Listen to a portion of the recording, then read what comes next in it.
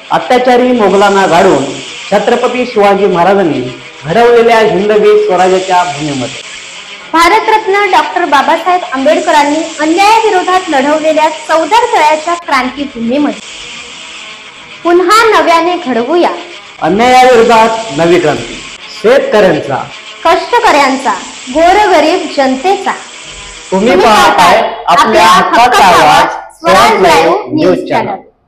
नमस्कार, मी तुकाराम सावंत आपणा सर्वांचं पुन्हा एकदा आपल्या हक्काच्या स्वराज लाईव्ह या न्यूज चॅनल मध्ये स्वागत करतो। प्रेक्षक हो, शेवटी भैरवनाथ पावला आणि गोवंश हत्यारे रंगे हात पकडले।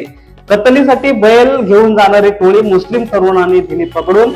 भोर तालुक्यातील आरोपींना गोवंश तस्करी करताना रंगे हात पकडले। महाड एमआयडीसी पोलीस ठाण्यात झाला गुन्हा दाखल। बुधवार दिनांक 14 ऑगस्ट रोजी रात्री 10:30च्या सुमारास टेम्पो मध्ये जनावरे वाहतुकीचा परवाना नसताना 2 बैलांची तस्करी होत असल्याचे काही मुस्लिम तरुणांच्या लक्षात आले।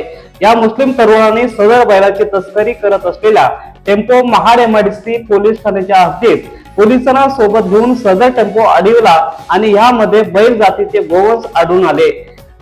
पोलिसांनी याबाबत तपास केला असता बैल जातीचे गोवंश कत्तलीसाठी सातारा येथे घेऊन जात असल्याचे तस्करी करणाऱ्याकडून सांगण्यात आले। या प्रकरणात महाड एमआयडीसी पोलीस ठाण्यात गुन्हा दाखल करण्यात आला आहे।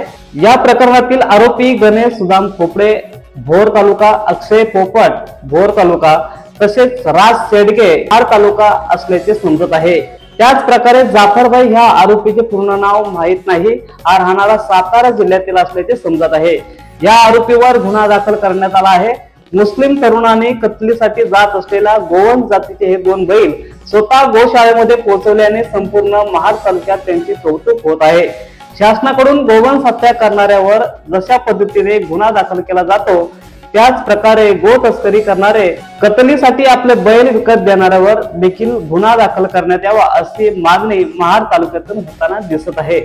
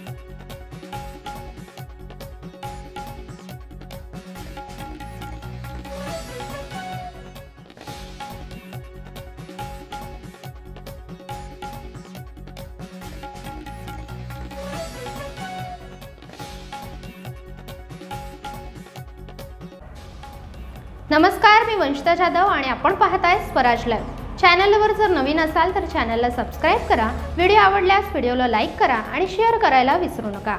धन्यवाद।